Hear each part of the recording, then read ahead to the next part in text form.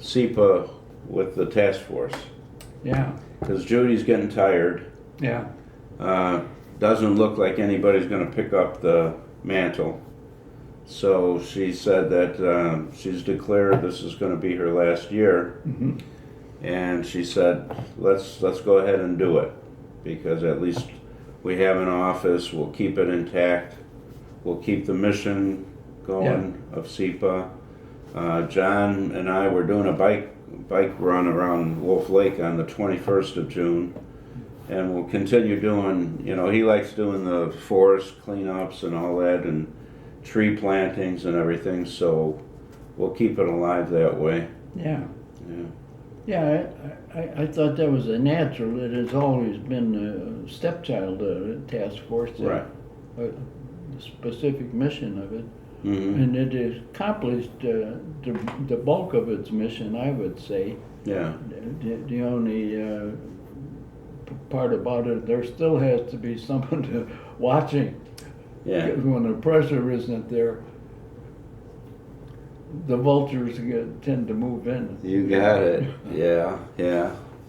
Yeah, Uh-huh. that's a good. I'm in favor of that. Yeah, good. I had thought maybe it should have been done earlier too, because the Yeah. major part of what we wanted to had been more or less passed on to the Millennium Reserve and so on. Yeah, But even they have to be watching out, because at the political levels, it can sit down and just having meetings and memos and something, and yeah, things not getting done on the ground. yeah, And with the present budget crisis, it aggravates the problem badly. yeah, yeah. Mm-hmm. Mm-hmm. I'm glad to hear that's done anyway, 'cause I would hate to have the SEPA just disappear into the Right. no longer existence. Yeah, yeah. So, at least this way it'll be preserved and it'll become, we're going to invite all the board members from SEPA to join the board and remain board members, and see how that goes. Mhm. It'll take some of the pressure off Judy, because she's What kind of workhorse? Yeah. What a valuable asset she was to the community. Yeah. Did you get over to our airport reunion? Were you there at the Hegewisch Library? Did you make it to that? I forgot if you were in the No, crowd or not. I'm not sure. When was that? Was that a year ago? Last year, yeah. Last November, I think. I'm not sure. Mm. If it was last November, I didn't. If it was a year ago November, I did. Yeah. If it was last November, I didn't, because last October was when I had my final crash landing. Oh, yeah. That was right over in Dalton by the hardware store. By Ace Hardware. Mm-hmm. I was pulling out of Ace Hardware in a cockpit of a little Ford Escape, and my old dead limbs got confused about the brake and the pedal. It had a tricky accelerator, for one thing. One of those accelerators, you press a little and nothing happens. So Yeah. you get a little impatient and push it a little harder, and then it zooms. And then you gotta go quick, try and get the brake on. Yeah. And I did try to do that, but then the sole of my shoe, I think, hung up under the brake pedal. Oh. So I was pulling the brake off instead of jamming on. Yeah. By the time I did get that unsnarl and jam it on, I almost hit a house across the street. It came to rest an inch from the house and an inch from the gas meter sticking outside on the corner of the house. Hmm. But still, it didn't do much damage to the car, except ruin the plastic on it. The plastic, the kid could do it by with his finger. What really ruined the car was when the tow truck came, hooked up the back end of it, and pulled it back out in a way that dragged the side of the car along a tree and caved in the whole right side of the car. Oh, wow. Totaled it. Hmm. Fortunately, the insurance covered compensated some of this, but the unfortunate part is that the seat belts work for it, but for my wife, whose bones were a little fragile from her childbearing days and so on, she had a shoulder broken and rib cracked and stuff. Taken her a long time to recover and still needs a walker. But it's a miracle that she's still here. Yeah. And that's the least of her problems too anyway, because she's losing her memory even faster than me. What'd you say her name was? Yeah. How about you, AC? It's little by little. Yeah. Yeah. Yeah. Yeah. Did you make a connection over at the Pullman site there? Did the guy respond to you finally? Which Pullman site? Well, you were trying to get your archives over there. Oh yeah, I did. I had wanted two things.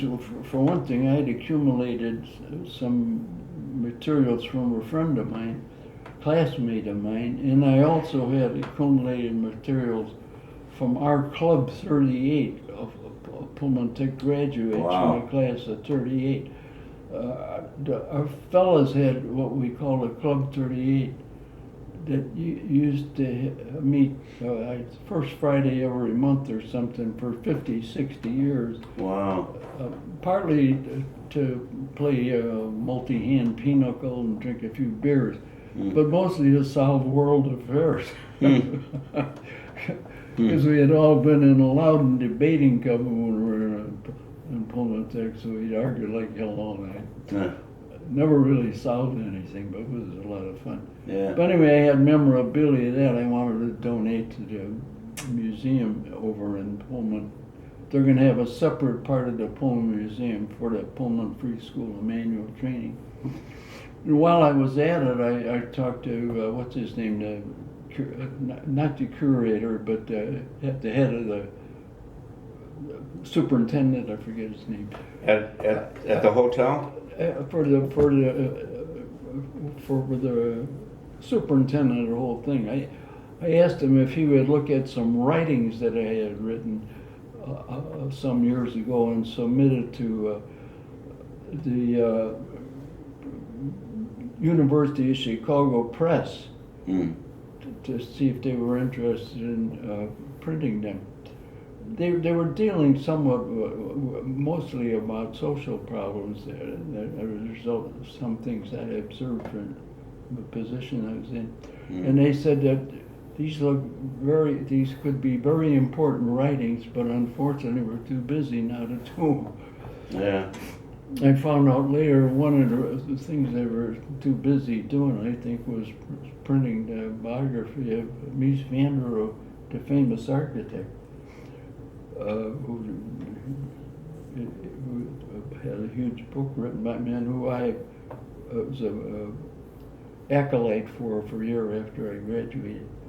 Who was, I thought, a pretty great architect, but his values, social values, weren't all that good to me. He's pandering to the wealthy, and not really, and being more concerned about the elegance of a building. He came out of Pullman Tech? Who, Bandro? No, the guy you're talking about. Or you're talking about Van der Rohe, that... Yeah. Oh. Yeah. But Bandro was a fugitive from Germany. Right. He was a liberal in Germany, a famous architect to some extent there. And he went to IIT, right? He was invited by IIT to come there and head up the architecture. Okay, yeah. Anyway, long and the short of it, I found out later on that he and his intelligentsia in Germany, who didn't like the Nazi ascendancies, basically fled from it. Later on, me and some other schoolboys from the USA went over and fought their war. Yeah. Were you there in the theater in France, or where? No, I was in Italy, but Italy. some of our worst targets were in Germany, over the Alps into. I headed for Vienna one time, and we never got there because we lost the supercharger. But went to some of the other targets there, very heavily defended. Yeah. But anyway, we're American schoolboy. I'm an American schoolboy from Chicago. Yeah. I'm over in there fighting his war, and he's here preening himself as the head of a majestic architectural school. Life's ironies. Yeah. I